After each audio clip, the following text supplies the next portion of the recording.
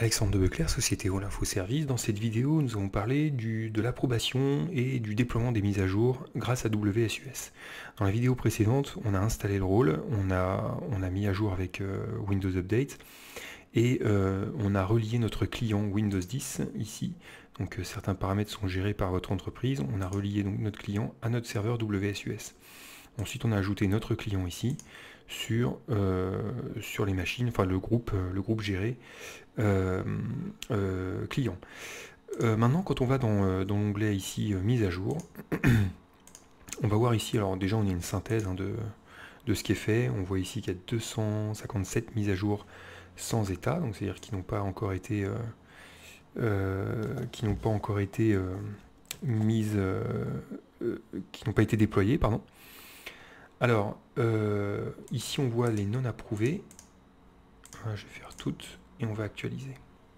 Voilà, donc là on voit l'ensemble des mises à jour qui n'ont pas été approuvées pour les clients. Donc, ce qui se passe ici, c'est que la plupart du temps, alors si vous êtes...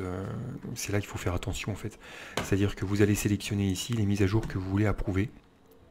Donc moi j'ai pas tout sélectionné en plus, hein. Je n'ai sélectionné que les mises à jour pour Windows 10 et les mises à jour de sécurité et critique seulement. Et je crois aussi que j'ai pris Windows Defender, je sais plus. Mais voilà, quoi qu'il en soit, alors en général ce qu'on fait c'est que on va tester en fait avec les logiciels de l'entreprise, on va vérifier que tout est compatible. Il n'est pas rare, enfin il n'est pas rare, c'est quand même pas très courant non plus, mais il n'est pas rare d'avoir des logiciels métiers qui rencontre une incompatibilité avec une mise à jour Windows. Ça arrive, à ce moment-là, bien souvent l'éditeur du logiciel nous demande de supprimer une mise à jour et de la bloquer éventuellement dans le futur, jusqu'à ce que le bug soit comblé.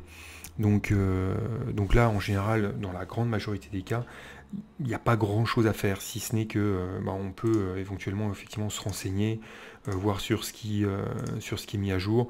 C'est intéressant également de voir un petit peu ce qui est fait. C'est-à-dire que là, voilà, on voit des mises à jour de sécurité. On peut voir à quoi correspond cette mise à jour.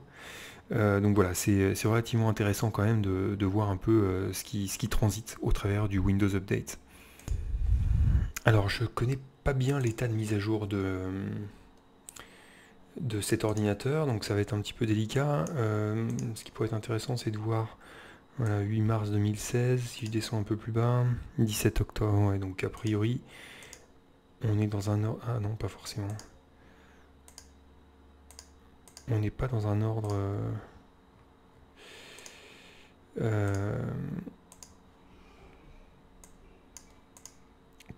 Pourtant, 2016...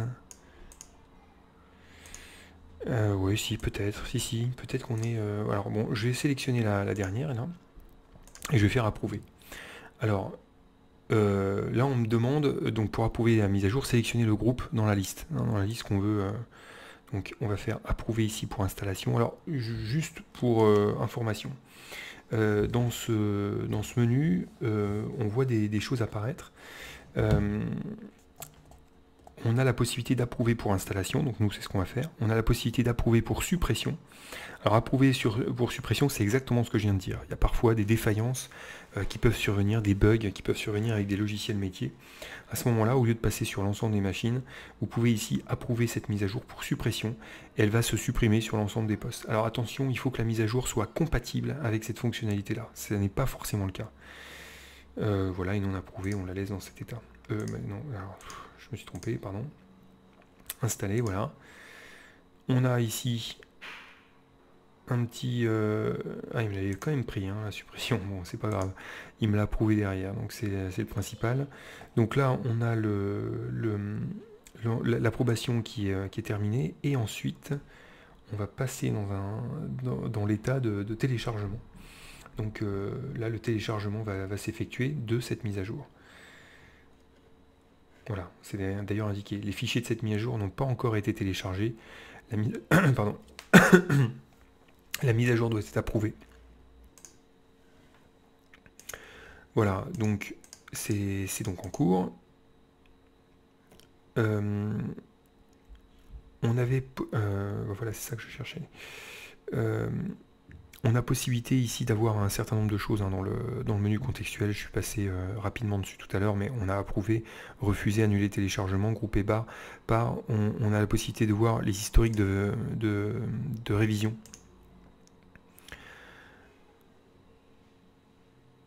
Voilà, donc là en l'occurrence il n'en avait pas.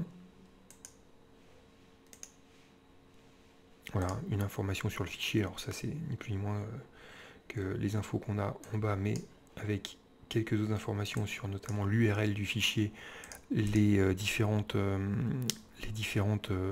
extensions possibles et leur niveau d'intégration. On peut avoir un rapport d'état. Voilà. Donc là évidemment j'avais pas installé la visionneuse, mais il suffit d'installer cette visionneuse là pour avoir un rapport.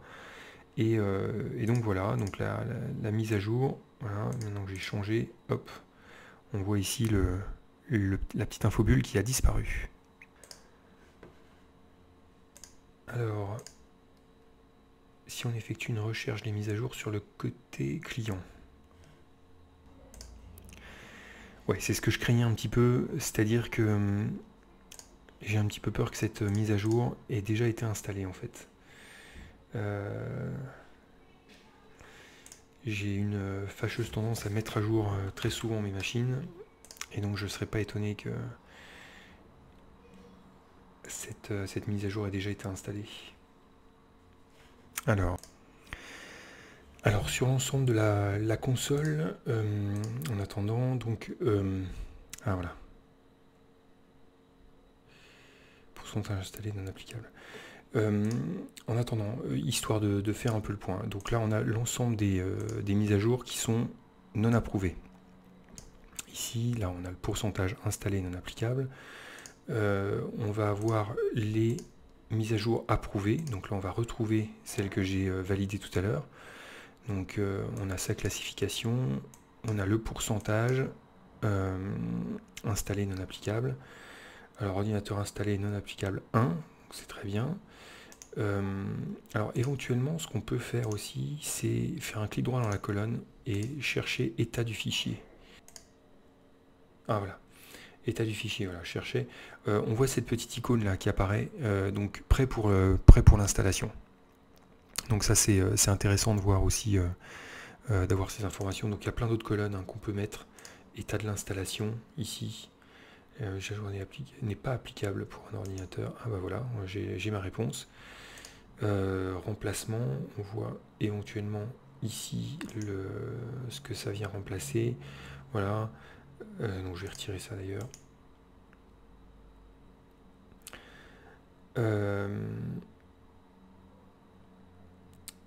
Le nombre d'installations.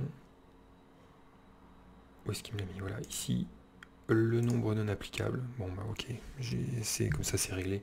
A priori ma machine cliente n'est pas concernée par cette mise à jour. On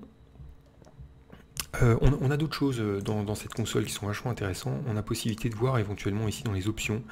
Alors on peut revenir sur ce qu'on avait dit tout à l'heure, c'est-à-dire que si je vais ici, je peux sélectionner d'autres produits si je le souhaite. Donc là on retrouve ce que j'avais sélectionné, on peut resélectionner d'autres choses ou en décocher. On peut ici aller chercher la classification dont j'avais parlé tout à l'heure, éventuellement également les fichiers de langue. On peut voir la planification de la synchronisation également, donc là synchronisation manuelle, mais on peut la repasser ensuite en automatique. Et on peut faire éventuellement de l'approbation automatique.